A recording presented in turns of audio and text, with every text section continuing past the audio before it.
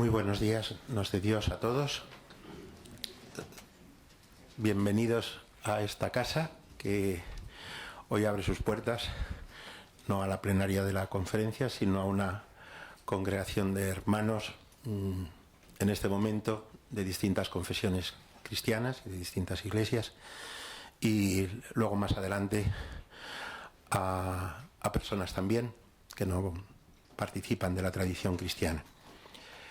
Doy la más calurosa bienvenida al señor cardenal emérito, arzobispo emérito de Sevilla, que nos acompaña, pero también a mis hermanos obispos, tanto de las iglesias de la Reforma como de las iglesias de Oriente, que están aquí con nosotros. Somos hermanos. Yo creo que las circunstancias del mundo nos obligan a profundizar mucho más en esta conciencia de hermanos que ya tenemos y que, gracias a Dios, podemos vivir aquí entre nosotros, pero pues de una manera más verdadera, más consciente también, más profunda, ¿no? Doy, por supuesto, la bienvenida a todos los que en este día han querido unirse a este acto por amor a lo que significa en la historia de la Iglesia Católica la Declaración Conciliar Nostra Aetate, y casi es una despedida más bien a los que han participado todos estos días, estos 2 últimos días, en las jornadas de delegados de ecumenismo y de diálogo interreligioso aquí en la Conferencia Episcopal. Bienvenidos todos, hermanos y amigos. También a los medios de comunicación que van a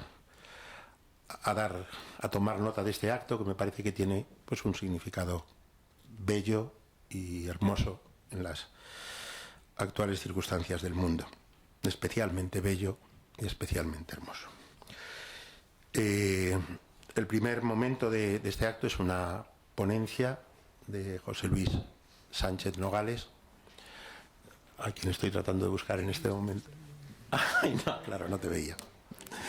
Y yo creo que casi no necesita presentación, pero él ha consagrado su vida al estudio de la teología de las religiones, de la fenomenología de las religiones, y yo diría, por una parte, como 2 preocupaciones muy explícitas en su historia y en su vida, al estudio de las otras confesiones cristianas y al estudio también del Islam. Es uno de los mejores conocedores del Islam en nuestro contexto eclesial inmediato. Y acaba de publicar 2 magníficos volúmenes de teología de las religiones en la BAC, que tenéis todos a vuestra disposición y que constituye la síntesis más completa y más grande que yo conozco. Es profesor en la Facultad de Teología de Granada y ha sido, o es vicerrector, ha sido vicerrector de la misma. Entonces, sencillamente le damos la palabra. Él, al estudiar las religiones, las ha estudiado ya desde la perspectiva de la Nostra Aetate, y es un magnífico conocedor del documento. Nos lo puede poner en contexto, probablemente mejor que ninguno de los que estamos aquí en la mesa. José Luis, tienes la palabra. Señor arzobispo presidente y mesa de presidencia, señor cardenal, hermanos obispos y clérigos de otras confesiones religiosas cristianas, también delegados y miembros de otras religiones, buenos días. Y muchas gracias a la Comisión Episcopal por haberme invitado a pronunciar esta conferencia, que quiere ser una síntesis del despliegue y el desarrollo de la Declaración Nostra Aetate a lo largo de las diversas sesiones y periodos conciliares del Vaticano II. En esta segunda diapositiva que vamos a poner, lo que tenemos es sencillamente pues cómo están compuestos los distintos normas o documentos del Concilio Vaticano II, desde las constituciones hasta las declaraciones, mensajes y discursos. Lo que vamos a tratar hoy es una declaración, la Declaración Nostra Aetate sobre las relaciones de la Iglesia con las confesiones o religiones no cristianas. Todo documento de la Iglesia magisterial debe ser siempre leído a la luz de los documentos de mayor rango magisterial. Por eso, cuando a veces me han dicho, bueno, Nostra Aetate es una declaración, ni siquiera es un decreto, yo digo que siempre debe ser leído a la luz, sobre todo, de Lumen Gentium 16, donde se nombran a las distintas religiones. Lumen Gentium es una constitución dogmática, por tanto, es la constitución dogmática sobre la Iglesia. Cuando la Iglesia católica, en el Concilio Vaticano II, dice a sí misma y al mundo cuál es su naturaleza, quién es ella y cuál es su misión en el mundo, no puede dejar de decir una palabra sobre las demás religiones que existen en la humanidad, lo que quiere decir, evidentemente, que no las considera ajenas a su naturaleza y a su misión.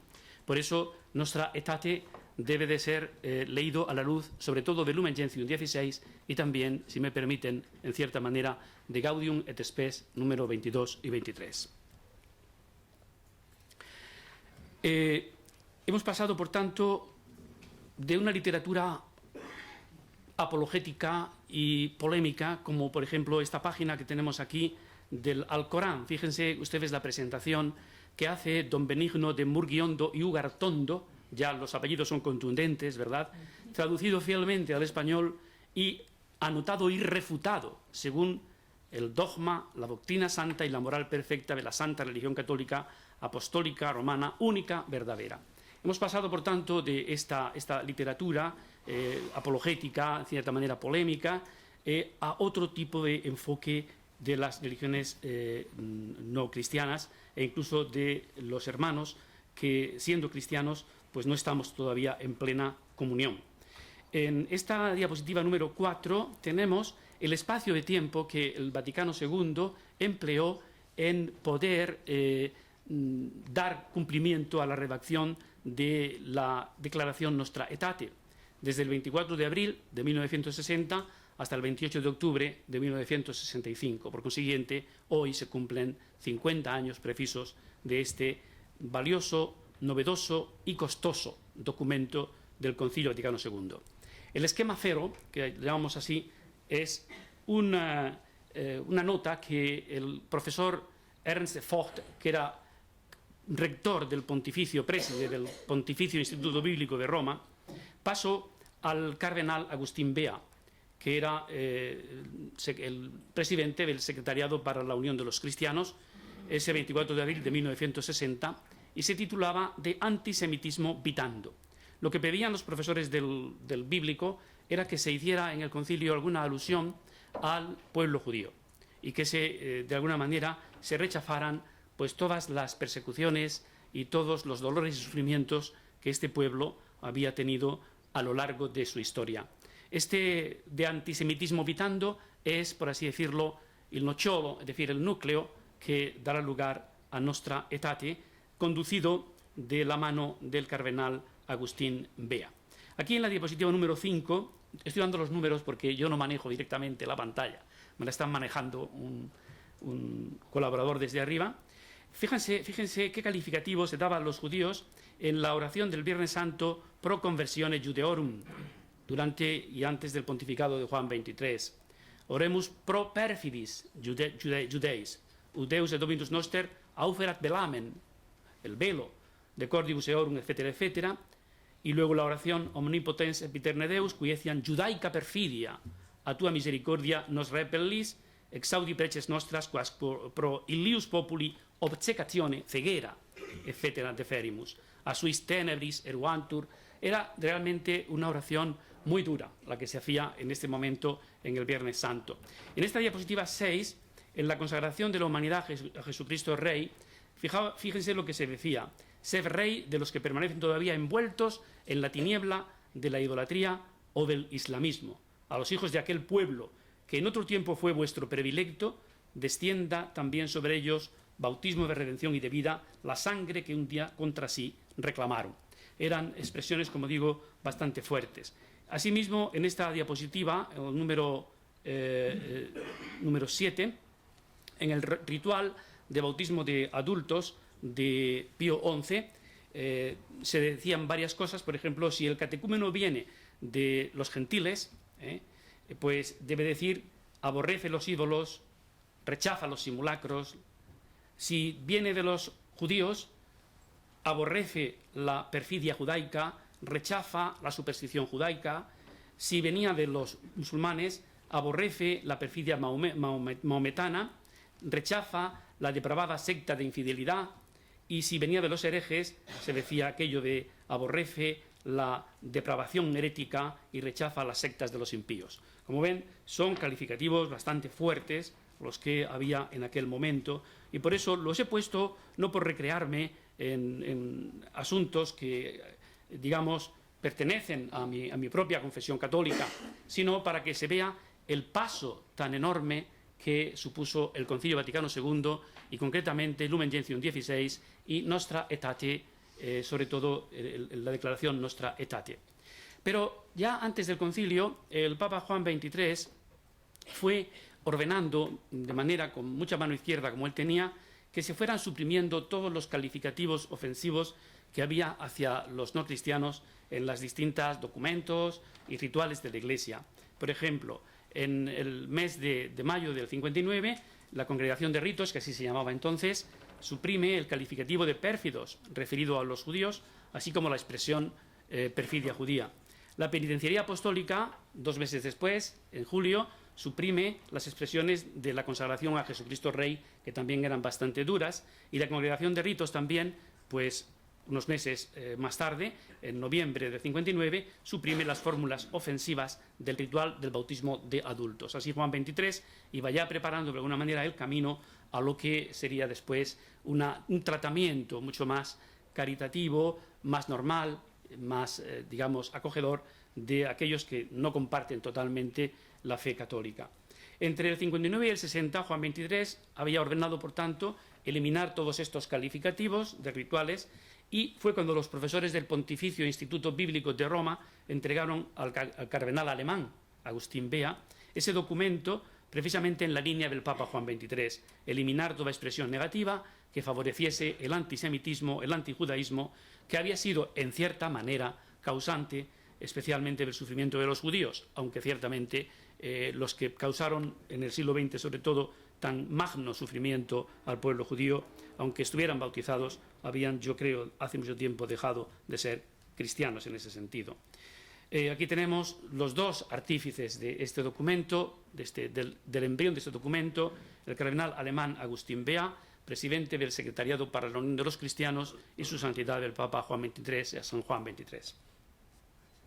En la diapositiva número 11 tenemos el encargo expreso que Juan XXIII hace al cardenal Bea, alemán. El 19 ya estamos en el mes de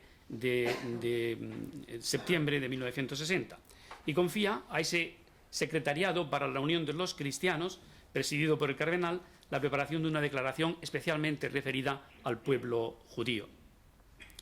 El cardenal Agustín Bea era alemán, y por tanto yo pienso también que algo tuvo que ver, que pesase sobre su conciencia y sobre su gran altura intelectual, pues el problema que había acontecido en su propio pueblo, en el pueblo alemán, evidentemente, ¿no? Con el tema, el famoso tema, se reduce a una sola palabra: Auschwitz-Birkenau. Auschwitz-Birkenau, nada ha sido igual después de Auschwitz. Antes de Auschwitz y después de Auschwitz, el mundo es diferente, no solamente para los hermanos judíos, sino en general, yo creo que para toda la humanidad. Entonces tenemos aquí los 5 esquemas que fueron sucediéndose unos a otros, desde el entregado por el rector, el padre Vogt, al cardenal Bea, el 4 en abril del 60, el de Judeis, de mayo del 62, el esquema del decreto de ecumenismo, capítulo 4, de la actitud de los católicos hacia los no cristianos, y especialmente hacia los judíos, el esquema 3, todavía dentro del decreto de ecumenismo, sobre los judíos y los no cristianos, y luego ya sobre las relaciones o actitud de la Iglesia hacia los no cristianos, de noviembre del 64, y finalmente el de Habitudine Ecclesiae Catholicae a religiones no cristianas, del 15 de octubre de 1965, aprobado definitivamente el 28 de octubre de 1965 en plenario por el Concilio Vaticano II en el aula conciliar. En esta diapositiva 13 tenemos el esquema 1 de Judaïs. El esquema 1. El 0 ya lo doy como una nota que pasó el profesor Vogt al cardenal Bea. Y tenemos aquí, en mayo del 62, pues cómo hay una serie de elementos fundamentalmente centrados en el pueblo judío. La Iglesia tenía que decir una palabra del pueblo judío. La filiación abrahámica de los cristianos, el comienzo de la Iglesia en los patriarcas y profetas, la salvación prefiguraba en el Éxodo, todo esto, ¿verdad? No tengo por qué detenerme porque son cosas conocidas. Lo que sí, el punto 8 era importante porque decía que la Iglesia damnat, utilizaba el verbo latino damnat, condena las injurias perpetradas contra los inocentes, y luego el verbo deplorat, y deplora las infligidas a los judíos. De estos dos verbos luego quedaría solo el verbo deplorat, y saldría del texto definitivo el verbo damnat, lo cual algunos pues fue objeto de cierto malestar. En esta diapositiva 14 tenemos cómo se detiene el proyecto de declaración.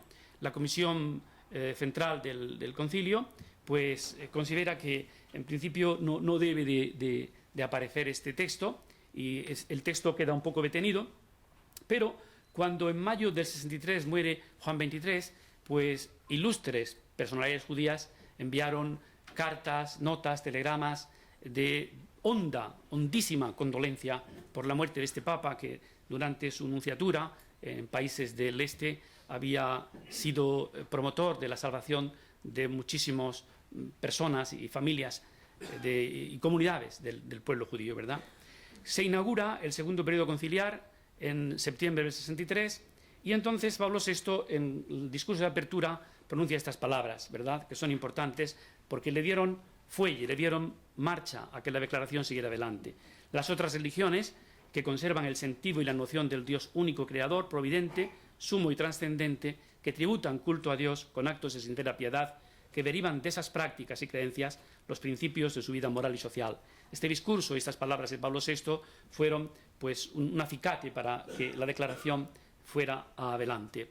En esta diapositiva decimoquinta, tenemos a Pablo VI y su abrazo con patriarca Atenágoras, y el viaje también importante de Pablo VI a la India, del cual volvió muy impresionado de la religiosidad del pueblo hindú en las distintas manifestaciones religiosas de la tradición hindú, que como saben es un conjunto de tradiciones. En esta diapositiva 16 tenemos ya el esquema 2 de noviembre del 63 de la declaración, sobre la actitud de los católicos hacia los no cristianos y principalmente hacia los judíos. Entonces, pues aquí, como ven, hay una serie de elementos que la Iglesia Católica va redactando, la Comisión va redactando. La declaración fue llevada en todo momento por el Secretariado para la Unión de los Cristianos, no para el posterior creado por Pablo VI, secretario para la relación con los no cristianos. Siempre permaneció la declaración bajo el patrocinio del presidente del Secretariado para la Unión de los Cristianos, porque se consideraba que los lazos que unen al pueblo judío con el cristianismo y sobre todo con el catolicismo, en el caso nuestro, evidentemente, no eran lazos iguales o similares a los que nos pueden unir con otras religiones, con todo el respeto y el aprecio que nos merecen, como dice nostra etate, con estimazione, con aprecio, ¿verdad? Entonces, aquí, en este esquema segundo, aparece como los judíos están unidos a la Iglesia por especiales razones: patriarcas, profetas, Abraham, la Iglesia que continúa el pueblo de la antigua alianza, Cristo y María y los apóstoles nacieron en este pueblo, la unidad de judíos y gentiles en Cristo, Efesios 2, citada ya en otras ocasiones. Es verdad que parte del pueblo judío estaba alejado de Cristo, pero es injusto llamarlo pueblo maldito o gente deicida. Amado por Dios, es Romanos 11, es el tema de Romanos 11, un pueblo que sigue siendo amado por Dios en virtud de los padres, y que no todo el pueblo pidió la muerte de Jesucristo. Cristo, con su muerte, lavó todo pecado. Y, por supuesto, la estima de la Iglesia hacia este pueblo.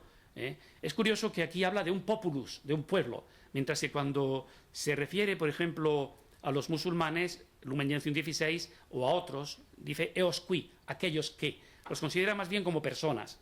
consideradas personalmente, individualmente, mientras que el pueblo judío habla como populus ille, aquel pueblo. Esto es muy importante tenerlo en cuenta en ese sentido, ¿verdad?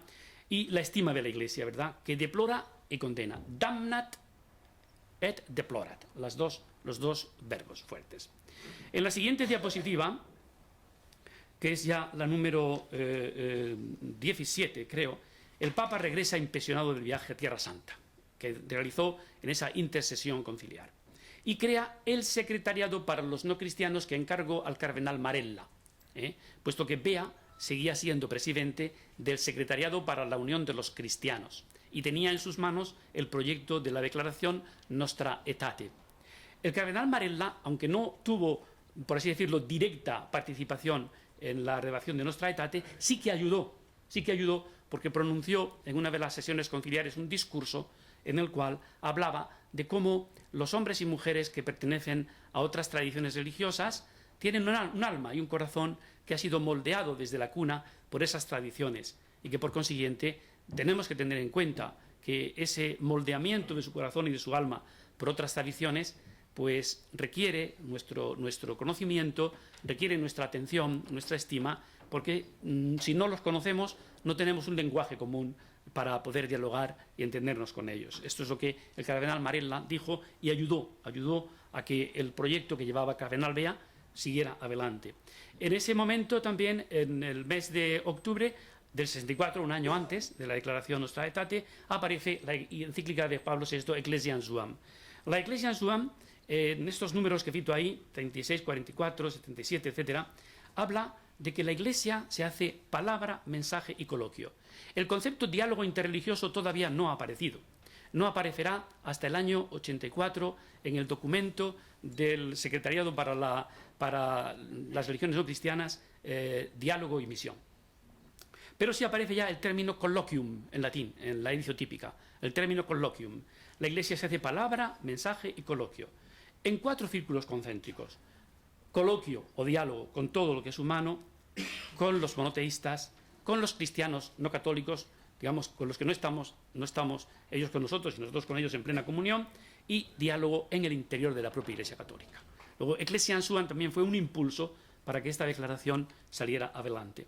A la siguiente diapositiva, la número 18, ya el trabajo de las comisiones es muy intenso en el intervalo de las sesiones conciliares.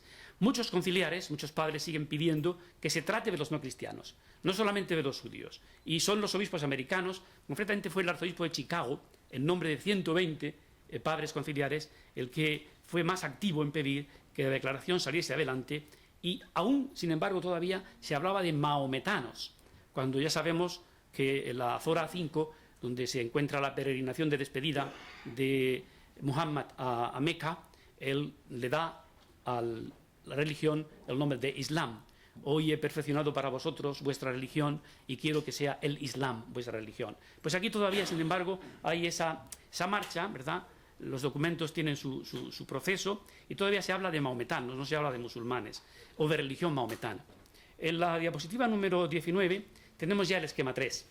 Y en el esquema 3, como ven, ya van entrando cosas, la declaración va recogiendo opiniones, va recogiendo argumentaciones teológicas de los padres conciliares y la declaración se va enriqueciendo. Yo diría que se puede decir que se va enriqueciendo, ¿verdad? Así que ya en julio del 64 tenemos un primer apartado dedicado a los judíos, un segundo apartado que habla de rayos de la verdad, de Juan 1, luz que ilumina a todo hombre que viene a este mundo, pues rayos de esa luz, de esa verdad, se encuentran en otras doctrinas y confesiones. Y tercera, por primera vez aparecen los musulmanes en este esquema 3. El párrafo final de este esquema 3 condena toda discriminación entre los hombres. Y aquí es donde se produce un poquito de pérdida de fuerza, según algunos críticos, porque dice que omite la condena de los calificativos de maldito y deicida aplicado al pueblo judío. Pero, en fin, los padres conciliares y la comisión consideró que no era necesario el incluir esa condena explícita, puesto que ya se decía que la Iglesia deploraba y condenaba todas las persecuciones a que este pueblo se había visto expuesto a lo largo de su historia. En la siguiente diapositiva es lo que yo llamo yo la guerra de los libelos. porque hubo sus resistencias. Este documento, como he dicho antes, fue complejo, fue difícil de sacar adelante, y hubo sus reticencias, ¿verdad?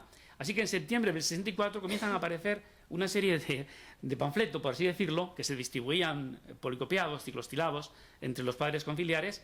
Este, por ejemplo, primero, complotto contro la Chiesa, es decir, complot en contra de la Iglesia, y lo que denunciaba era incluso acusaciones contra el Papa, y se venía a decir que el concilio, estos son los tres famosos panfletos que se distribuyeron: el concilio a la luz de la Sagrada Escritura y de la tradición, y la acción judeo-masónica en el concilio, donde se llegaba incluso a acusar de que algunos judeo-masones habían alcanzado altos puestos en la jerarquía eclesiástica. Eran acusaciones muy graves que se vertían en esos panfletos que se distribuían por los pasillos, en el aula conciliar, etc. O sea que hubo sus dificultades, Hubo sus dificultades, y aquí la Iglesia, reunida en concilio, tuvo que hacer su discernimiento muy serio, teológicamente muy bien fundamentado, y muy coherentemente, digamos, elaborado, para poder sacar adelante una declaración que tuviera, por así decirlo, el impacto que debía tener de un concilio Vaticano II, de un concilio vaticano que pretendía poner a la Iglesia aggiornata, es decir, al día, en la situación en que estábamos viviendo en ese momento. Aquí tenemos al cardenal Ottaviani y tenemos el famoso, ¿cómo llamarle?, panfleto firmado apócrifamente por Maurice d'Épinay, complotto contro la Chiesa, complot en contra de la Iglesia. Aquí he puesto a cardenal Ottaviani no porque él tuviera nada que ver, ojo, no tenía nada que ver con el panfleto, sino porque Ottaviani era el líder, digamos, no me gusta la palabra conservador, pero bueno, entre comillas, me permiten que la utilice, era el líder de, digamos, la corriente más apegada a lo que hasta ahora se venía haciendo, y posiblemente, pues, sin su consentimiento y sin su anuencia, sin su consentimiento, pues pudo en algún momento su nombre aparecer vinculado a este sector reticente, sin que el propio cardenal tuviera directamente que ver en el asunto, ¿verdad? Por eso lo he puesto ahí. Contraponían a Bea y Ottaviani como los dos líderes, cosa que no era verdad, porque en la comunión de la Iglesia siempre ha habido corrientes y han podido convivir y han podido dialogar entre ellas sin ningún tipo de problema. El libelo de Maurice d'Épinay, Complot contra la Iglesia, tomos 1, 2 y 3, fíjense cómo así se titulaba, por Maurice d'Épinay, primera, segunda y tercera parte, el motor secreto del comunismo, el poder oculto tras la masonería, la sinagoga de Satanás. Eso era tremendo, eran unos calificativos que no desmerecían de los que se le daban a los judíos cuando la Congregación de Rito suprimió aquellas frases, eran también calificativos de mucha fuerza. En la diapositiva 23 vemos que, bueno, esto no se sabe realmente, pero yo lo pongo aquí porque algunos achacaban que Maurice d'Épinay era escrito en realidad de manera apócrifa o pseudoepígrafa por Carlos Cuesta, el fundador del Yunque en México, y otros fundadores de la Universidad Autónoma de Guadalajara, que parece que mantenían una postura, permítanme de nuevo el calificativo, entre comillas, más conservadora, más reticente a que la Iglesia avanzara en este camino. Y por eso lo he puesto. Y ya pasamos al esquema 4. Como ven, se van superando dificultades y los esquemas se van subdeciendo unos a otros. Y aquí tenemos ya este esquema 4 en 5 puntos. Proemio, la globalización, el designio divino de salvación, la necesidad del diálogo. Se habla ya de las religiones, de las tradicionales, del hinduismo, del budismo y de otras religiones, e incluso de los no cristianos, de los no religiosos. El punto 3 ya va dirigido a los musulmanes. El punto 4, ese es más largo, es el de los judíos, fue el núcleo de esta declaración. Y el punto 5, que es una petición, una solicitud de que vayamos caminando hacia una fraternidad universal. Diríamos que este ya es el esquema que va a quedar prácticamente en la nueva declaración sobre las relaciones de la Iglesia con las religiones no cristianas. Hago notar aquí, en la parte de abajo, en la galleta de abajo, que ya han entrado todas las religiones no cristianas, que el esquema 4 sufrirá ya modificaciones de matiz, pero aquí está ya contenido, pues, digamos, el texto y el contexto y la conceptualización definitiva de Nostra Aetate. Y la declaración entra ya, a partir de aquí, en su fase final. En la diapositiva siguiente, la número 25, tenemos la votación del esquema 4. Y si se dan, no voy a entrar en detalles para no comerme el tiempo, porque le he dicho a don Manuel que iba a tardar unos 45 minutos, creo que es suficiente, pues vean que hay un 95% de votos positivos de los padres conciliares al conjunto. Arriba se votó por números de 1 al 3, y bueno, ven, 92%, números 4 a 5, ahí donde están las mayores reticencias por el tema del punto 4, el dedicado a los judíos, 89,9%, pero fíjense que los noes son realmente muy pequeños. O sea que la mayoría de la Iglesia representada en concilio ecuménico era consciente de que había que dar este paso. Un 95% es un número, yo creo, muy significativo y muy alto en la votación de un esquema que estaba siendo ya llevado hacia el final, hacia la declaración que sería votada y proclamada en el día de hoy, 28 de octubre del año 1965. En la declaración, en la diapositiva 26, la siguiente, tenemos, como se tituló ya en la edición típica, Declaratio de Ecclesiae Habitudine a Religiones non cristianas nostra etate, en nuestro tiempo. Está en Asta Apostolica Sedis, el número 58, del 66, en esas páginas que les he puesto ahí abajo, del 740 a 744. Es una declaración relativamente corta. Es la edición oficial de la Santa Sede de la Iglesia Católica de esta declaración, Nostra Etate. En la diapositiva siguiente tenemos el proemio, lo que quedará ya como proemio de Nostra Etate. 3 ideas. La nueva situación de globalización requiere plantear el tema de la relación de la Iglesia con otras religiones. Ya no podemos vivir dándonos la espalda los unos a los otros. Ya estamos, por así decirlo, intrecciati, estamos entrelazados por múltiples lazos, vínculos, comunicaciones rapidísimas. Yo ayer estaba dando clase a las 7:30 de la tarde en mi facultad de Granada y a las 9:35 estaba aquí en Madrid. Eso hace 40 años eso era prácticamente impensable, ¿verdad? O que con un botón mandas un Twitter o lo que sea y se expande por todo el mundo en cuestión de segundos. El designio divino acoge y dirige a toda la humanidad que tiene un mismo origen y un mismo destino en Dios. Y por tanto, ese es un fundamento teológico válido para la reflexión sobre la relación con los no cristianos, con las religiones no cristianas. Porque, efectivamente, hay un mismo origen y un mismo destino, una misma llamada a la salvación por parte del único y mismo Dios. Y hay un fundamento humano para plantear el tema de la relación. Esa condición humana común que todos compartimos, condición humana que desde la teología católica es una condición humana creada a imagen y semejanza de Dios. En la famosa frase de Tertuliano, creo que es, no me hagan mucho caso porque de memoria cito en De Resurrectione Carnis, creo que es la cita de Tertuliano, cuando dice aquello de quando que limus exprimebatur Christus cogitabatur homo futurus, cuando la arcilla estaba siendo moldeada, el precioso capítulo simbólico de Génesis 2, Cristo estaba siendo pensado, que habría de hacerse hombre, homo futurus. Esta idea de que la humanidad porta la imagen de Dios es importante para el desarrollo de las relaciones con los que no comparten la misma fe o no la comparten de manera plena. En Nostra Aetate 2 se trata de las diversas religiones y se habla de las tradicionales, del hinduismo, del budismo, del resto de las tradiciones religiosas e incluso de otros hombres que no tienen ninguna adscripción o adhesión religiosa, ¿verdad? Se dice que no son en absoluto menospreciables, que Cristo asume, recapitula y reconcilia toda la realidad y que la Iglesia rechaza ciertamente lo falso, pero reconoce todo lo verdadero y los bienes espirituales y morales que hay en las religiones y que tienen su origen en Dios, evidentemente. Este es ya, por tanto, el número 2, será el número 2 de Nostra Aetate. En el 3, número 3 de Nostra Aetate, que es la siguiente diapositiva, traigo un poco descolocado a mi colaborador, lo siento, pero es que mira con estima, con estimazione respicit muslimos, es decir, la Iglesia mira con estima a los musulmanes, con estima, porque adoran al único Dios, omnipotente y creador, veneran a Jesús como profeta, pero no lo reconocen como Dios, Jesun ut profetan, a Jesús como profeta, pero no como Dios. Honran a la Virgen María e incluso algunos la veneran de manera devota. Esperan la resurrección y el día del juicio.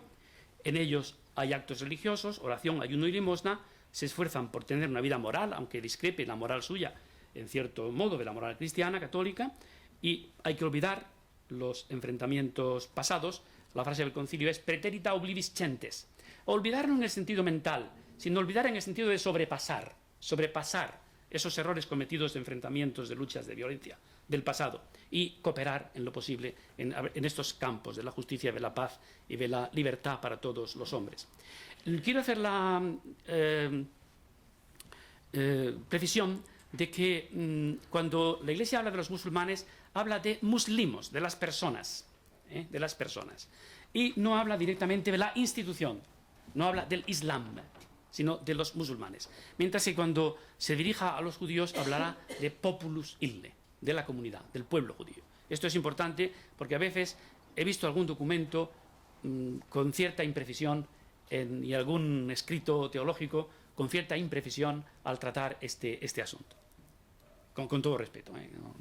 El Nostra Aetate 4 ya se refiere efectivamente, es el párrafo más largo, a los judíos. Relacionados con el misterio de la Iglesia. El pueblo judío está relacionado con el misterio de la Iglesia. Patriarcas, lo que hemos visto antes ya, ¿verdad? La cita de Romanos 11:24, la cita de Romanos 9:11, esto supuso mucha discusión dentro de la comisión e incluso dentro del aula conciliar, porque ahí es donde se dice la carta a los romanos, que Dios no se arrepiente, sin penitencia, dice el concilio. Dios no se arrepiente de haber dado los dones y las promesas al pueblo judío. No se ha arrepentido de ellas, por tanto las conservan. Aunque, evidentemente, esto es una frase de mi obispo, Monseñor González Montes, en su Teología Fundamental, desde el punto de vista, en cuanto a religión, el pueblo judío, la religión judía es otra cosa. Pero el pueblo como tal, el pueblo judío, el populus, la comunidad, tiene un tratamiento diferente, por así decirlo, de las otras religiones no cristianas. Amado de Dios, en virtud de los padres, lo de Cristo, que nació de él, María, los apóstoles y los primeros cristianos fueron judíos. La muerte de Cristo no es imputable a todos, y menos a los de hoy, a los actuales. Dios no les ha retirado sus dones y promesas. Deplora, vean aquí el cambio del damnat, del condena, al deplorat. Deplora el antisemitismo, no son reprobos ni malditos, y Cristo aceptó la muerte por todos los pecados, por todos, absolutamente por todos, por todos.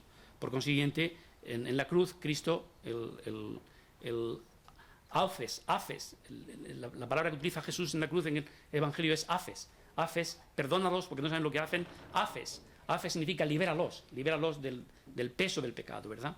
Es el tema. Cristo aceptó la muerte por todos. Este es ya el esquema 4 de judíos, va a quedar prácticamente así. Y Nostra Aetate 5, fraternidad universal. Dios es Padre de todos, por tanto todos somos hermanos, no cabe la discriminación entre los hombres porque es ajena al Espíritu de Cristo y es necesario trabajar por la paz. En la siguiente diapositiva tenemos ya la votación del esquema 5, la actitud de la Iglesia hacia las religiones no cristianas del 28, del 10, del 65, 50 años hace hoy de esta votación y de esta declaración. Y ven cómo, para no entrar en cosas concretas, ven cómo hay ya, efectivamente, al esquema 5, hay una serie de votos negativos, pero cuando ya se vota la declaración en su conjunto, solo 88 votos negativos y 3 nulos. Por tanto, 96% de aprobación. Me parece que aquí la Iglesia Universal Católica, reunida en concilio, pues dio un ejemplo de comunión. Después de reticencias, de discusiones, de diálogos, de precisiones teológicas que son muy importantes, la Iglesia llegó realmente a una comunión, a una declaración que se salía de la comunión de los padres conciliares, de la comunión de la Iglesia. Esto es muy importante. Una comunión muy precisa, muy precisada, teológicamente muy bien acotada, muy dialogada a lo largo de los años de desarrollo del concilio, y creo que esto es muy de apreciar, este esfuerzo de la Iglesia y de los padres conciliares en llevarnos hasta esta declaración. En la diapositiva siguiente tenemos ya, no quiero ser exhaustivo en esto, voy terminando, pero algunas repercusiones que tuvo la declaración concretamente en nuestro país, en España. Potenciada evidentemente por Dignitatis Humanae, que es la declaración sobre la libertad religiosa. Entonces, ahí ven cómo la Comisión Episcopal para la Doctrina de la Fe pues publica un documento, el 10 de abril del 85, otro, el 23 de mayo de 2005 otro de la Secretaría General, en 2010 otro, en septiembre del 10 otro, la Oficina de Información, y en 2012 la nota sobre una resolución del Tribunal Europeo de Derechos Humanos sobre el tema de los crucifijos y todo esto, etc. Es curioso, yo cuando introduzco la palabra libertad religiosa en el archivo que la Conferencia Episcopal ha puesto en su página web, me salen todos estos documentos.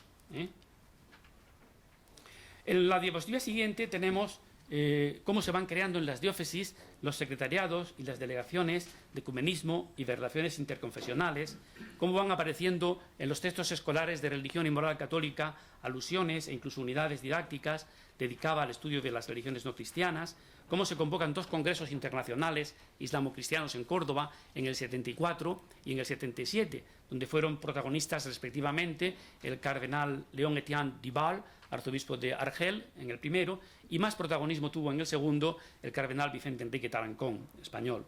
Cómo se mantienen relaciones institucionales con el Islam, institucionales de manera, digamos, institucionalizada hasta 1994, cómo hay diversas instituciones eclesiales que se ocupan del tema del diálogo interreligioso, las universidades de la Iglesia, las facultades de teología, órdenes religiosas, fundaciones que mantienen encuentros, cursos, congresos, simposios sobre diálogo interreligioso, cómo se adapta la predicación y la catequesis a la nueva situación de respeto a las diversas creencias y cómo se mantiene un tono de respeto y, en lo posible, de colaboración con entidades religiosas no cristianas. Todo esto, pues, son repercusiones.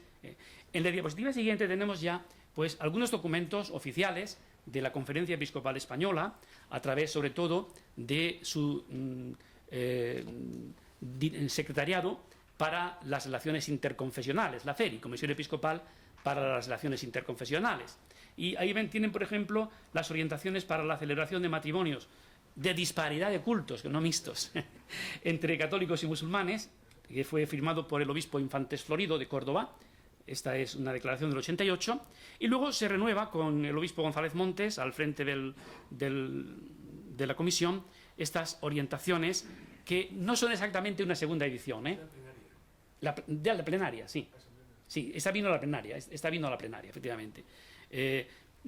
Pero fue González Montes quien defendió y presentó el texto, y efectivamente es ya un documento de la Conferencia Episcopal Española en la, como ven ahí, 92 Asamblea Plenaria, efectivamente.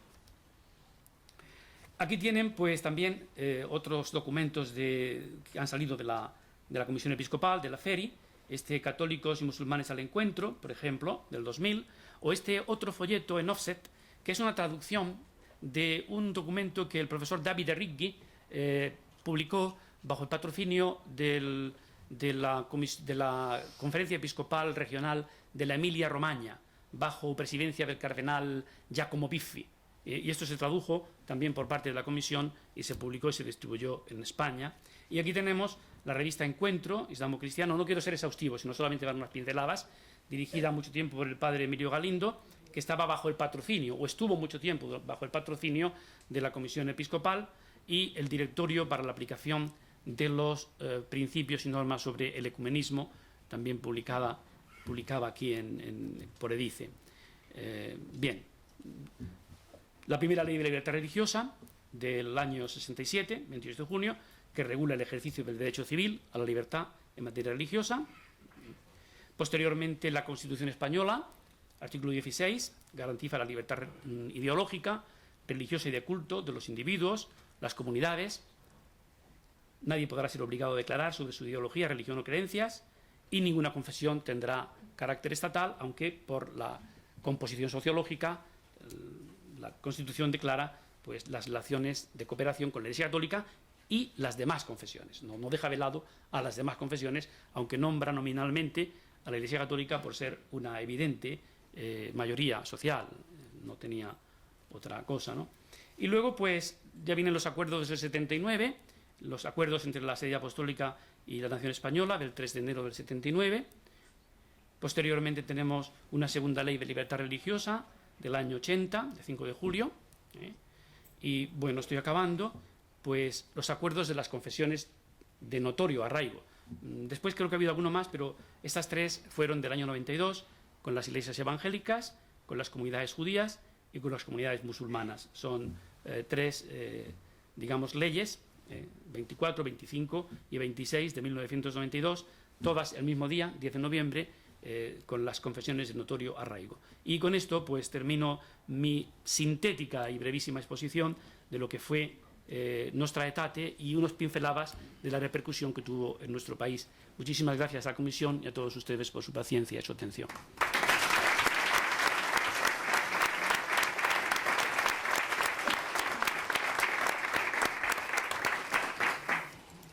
Muchísimas gracias al profesor José Luis Sánchez Nogales, profesor de la Facultad de Teología de Granada, por esta ponencia sobre la declaración conciliar Nostra Aetate. Esto es la primera parte del encuentro de hoy, esta exposición de esta declaración que nos reúne hoy aquí, en su 50 aniversario de la promulgación, y después, ahora a las 12, tendremos la mesa redonda aquí también en esta sala de la Asamblea Plenaria de la Conferencia Episcopal. Entonces hacemos hasta entonces, hasta las 12, un pequeño intervalo.